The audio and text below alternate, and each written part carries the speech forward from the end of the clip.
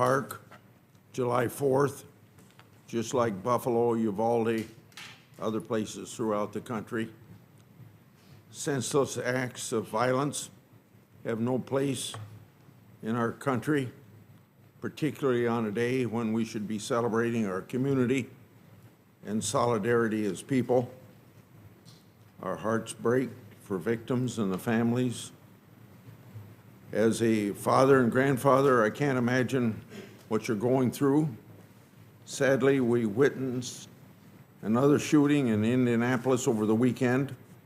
Thankfully, a lawfully armed civilian with firearms stopped the shooter before more harm could be done. The gunman at Highland Park shooting was 21 years old, held a valid Illinois firearm owner's identification card. He legally purchased 5 guns in 4 different transactions, passing federal background checks each time. Yet, like several other mass shooters, this perpetrator showed numerous warning signs over the years. He had previous contacts with police. He attempted suicide. A family member reported he threatened to, quote unquote, kill everyone, and his collections of knives were seized, yet he was not arrested, and no red flags were implemented when he purchased a firearm. Illinois has some of the most restrictive gun control laws in the country, but that didn't stop these murders. A young man was showing obvious signs that he is considering violence, but no one knew what these signs were. No one knew what his actions meant. No one interceded. No one stopped him. It would be easy to say that the system just failed, that the police should have done more. His family should have done more. But there actually is something that would have made a difference. We have to educate the institutions in a person's life about these obvious signs of distress, these obvious signs that a person is heading towards mass violence. Schools in many states have implemented threat assessment models, but more institutions, including churches, workplaces, want and need training. We need to take affirmative steps on legislation for threat assessment and prevention services. A study of hundreds of mass shooting incidents conducted by 2 professors show eerie similarities repeated over and over that aren't always recognized. I know every member of this committee has heard me talk about and maybe gets tired of me talking about the Eagles Act. That's named after the Parkland, Florida killing. That Eagles is their school mascot. I first introduced this bill in 2018. It ought to be really non-controversial. This legislation would provide funding to support Secret Service National Threat Assessment Center's efforts to conduct cutting-edge research into the prevention of violence. It would also enable the National Threat Assessment Center to train more of our nation's schools and institutions in conducting threat assessment and early intervention. Eagles is a vitally missing piece that we have to implement if we want to reduce these mass shootings.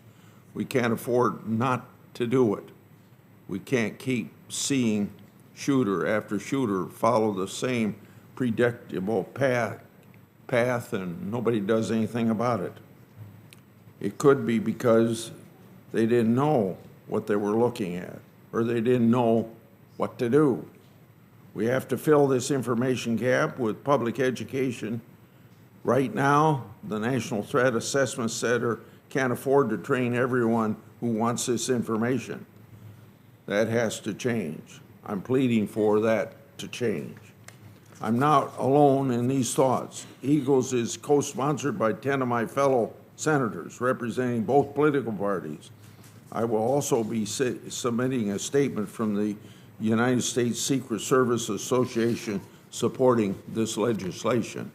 I know many of my colleagues on the other side of the aisle don't like guns. Some are not particularly impressed by the appeals of Americans who desperately worry that one-size-fits-all gun control will impede their right to self-defense. I've spoken with many who are worried about restrictions on their right to self-defend. I will be submitting for the record statements from the Asia Pacific Gun Owners Association and a family member of one of the victims from the shooting in Highland Park, both who are very concerned about restrictions being imposed on their right to self-defend. For those who see no need for an armed citizenry, the solution to mass shootings could include a ban on assault weapons. This has already been tried in the 90s and early 2000s.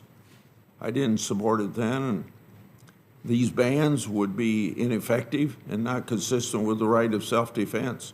2004 Department of Justice study concluded that after 10 years of assault weapons ban, there was no statistically significant evidence that banning assault weapons reduced gun murders. We also know restricted gun control will hurt vulnerable communities that need to defend themselves against the horrible spike in violent crime that began 2 years ago. According to the National Shooting Sports Foundation, the primary trade association for gun industry, gun sales during the first half of 2020 increased year over year, 52% for whites, 59% for African Americans, 49% for Hispanic, 43% for Asians.